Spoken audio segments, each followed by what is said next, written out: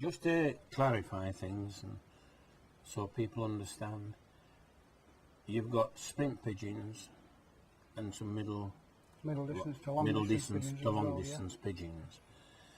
The sprint pigeons and the middle to long distance, will they be paired? They're all paired up. All paired up at the same time. All this theory in December. Yeah, that's right. The theory, which is it's 20 years backwards in my opinion, and because they're going to race to 500 miles, you know, they don't pair them up while March and things like that. That theory it's proved in here, and it's proved, you know, all of it will now, that people who race widowed, or even natural, I've done it myself when I race with my father, and natural pigeons, and it's an extra motivation. Pair up, rear a baby, split them up and start again. I mean, you can't have them keep rearing babies, especially on natural, because they just get chucking flights out. Yes. So you paired your sprint pigeons up, your middle and long distance pigeons all at the same time. That's correct, yeah. They won't necessarily all bring youngsters up, will they? Not all of them, no. You'll have swapped eggs about. What is your method? The sitting the eggs, they hatch the eggs. How long will the youngsters stop with the cocks? In other words, the cock and the hen have got youngsters in the nest. Yeah. How long will the youngsters stay in that compartment? Well, I do it I've done it two different ways. There's two ways to do it, which I've done both, and this way the youngsters really get robust youngsters. And they've been successful both. Oh yeah, absolutely, yeah. The system I used last year, in my racing shed anyway, is around 16 days old, and I'll fetch all my young birds out and put them in young bird shed with my hens on a bit of straw, and the trough will be in front of them all the time. The water fountain will be there available for the babies to drink, and there'll be no top on it. They can have a bath and they can drink, you know. And at 18 days old, you'll see them babies going to the trough and drinking and eating, and at night time they can go like this. You do it occasionally, or sneak in a corner, and it's not quite, you know, it tends to be a bit shy. But them youngsters at end at night, they'll be like crops. They'll never be checked or nothing. No. There'll never be a check in none of them. They come absolute fantastic. And the cocks will be in the boxes on their own. The cocks then stop on their own. So we've took one round youngsters off. These hens will finish off rearing these youngsters. How long will you leave the hens with the youngsters? Well, I don't suppose it really matters, because the tickle hens what's rearing the babies are not going to be raced. Yes, I understand. I'll rear them till I think that the youngsters, you know, are on their own 2 feet, and then they start pitching, and that's when I start basketing the youngsters up. But sometimes you get occasional youngster in race shed, which might be 4 days at back at others. Yes. You know what I mean? And then that's when the time when you move that into ends, that stops with cock. You know what I mean? And then when you move that over, and then when that's eating okay, you can see that, and then the ends just all come out. And at that time, that's when the cocks start to exercise. The cocks have not been out up in between them. So we've got the youngsters in the young bird compartment. With the ends, with the ends what's not going to be raced. With the ends that's not going to be raced. Will they stop in the compartment with the youngsters, or will you then, once these youngsters have got we'll describe it as they've got all the primaries up, haven't they?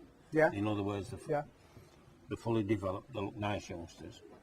Will you take them ends away out of that young bird compartment? Yeah, usually 4 to 5 weeks. 4 to 5 weeks. 4 weeks old, because I don't like to see youngsters with mucky wattles when they can be feeding themselves anyway. As soon as you can see that all the youngsters are all feeding themselves, then the ends come out then. You see, we have to describe these systems very fully, because we've got newcomers coming into the sport, and we've got fancies that's been flying on natural systems for many, many years, and they're looking for a new system, and hopefully a winning system that they can adapt themselves. So we've got the youngsters in the young bird compartment that's 4 or 5 weeks old. You've took the ends away. You've took the ends away, and you've now told me, which I know, but I'll let you explain it. The cocks is in the compartments with themselves. we've got, I understand, you have, another batch of hens That's correct, which I race. which you race, That's right, yeah. which will go to these cocks Yeah, roughly around 6 weeks before first race. 6 weeks before the first race. If you're next playing that, Barry, we're talking early March, I gather, won't we? Early March. There's no specific time saying when you've got to actually do it. No. I mean, your cocks have had a good rest from your babies, you know, because they haven't reared the last few days, and these hens are completely fresh, and you know, and when it's been middle of spring, the hens will lay up quick, you know what I mean, because they've never been paired up until then. They've not seen the cocks like. Some of them have been paired up for, you know, a year before, but they all, a lot of them know the boxes. So we could say then that the widow cocks won't have had no work took out of them for 10 weeks. They've had complete rest. They've had a complete rest all winter. period, haven't they? And the hens that's going to be paired to these cocks haven't been paired at all. No, not that. Haven't been paired at all. So they will be full of themselves. That's right. Because spring's there, the light's getting Yeah, lighter. everything's coming in. And from, they they lay instantly. They lay instantly no for problem, you. they lay. I have been exercising the hens up until then while the cocks have been feeding the babies and paired up. The hens are exercised to that door then, because there's some yearlings gone into that place and they don't actually know that you know, they're not used to that door as such. Yes, Because I'm with you. it's a different compartment altogether. Yes. But they soon accept it, you know, you get an odd and what. So then we've paired these hens up, which have been celibate through the winter period, haven't they? That's right right. up to March. They'll go down onto eggs Yeah. within a very short period of time. In between that, 1 and 2 eggs, I train the cocks from the drive to these ends. To the So switch end. prior to them laying, That's right, yeah. when they're on the drive, you'll start training the pigeons, the cocks. Yeah, the hens will have a couple of tosses. And the Short- hens, only the short hens ones. will also Have a have couple of tosses. a couple of Back tosses. to cocks, because they're Back to actual cocks, widowed hens. and even if odd ones are in egg, they'll still go. They'll still go to that won't right, they? yeah. Right, you'll leave these hens and the cocks to sit for how long? They sit for 6 days. The first one wants to sit in 6 days, and the eggs, I don't take the balls out, I leave the balls in now. I mean, I used to cover them up, but I'm getting old now. So, Yeah. and it's just extra work. So I leave the balls in, and I take the hens out, and then the cocks then are on widowwood, and the hens then are on widowwood. The hens go back into their place where they've been wintered, all winter, so it don't upset them, because that is their home anyway, as I think, because they're used to that place. Right, I'm No. just going to repeat it now, that these celibate hens that haven't had no youngsters or nothing, they're paired up in March. They sit for 6 days on eggs. They're The trained. cocks- They're trained thoroughly then. For They're every day. trained Yeah. thoroughly, aren't they? When I say thoroughly, both the cocks maybe and twice a the day. hens, because the cocks have been trained on the drive. Yeah. Aren't I don't train the cocks once they're sitting.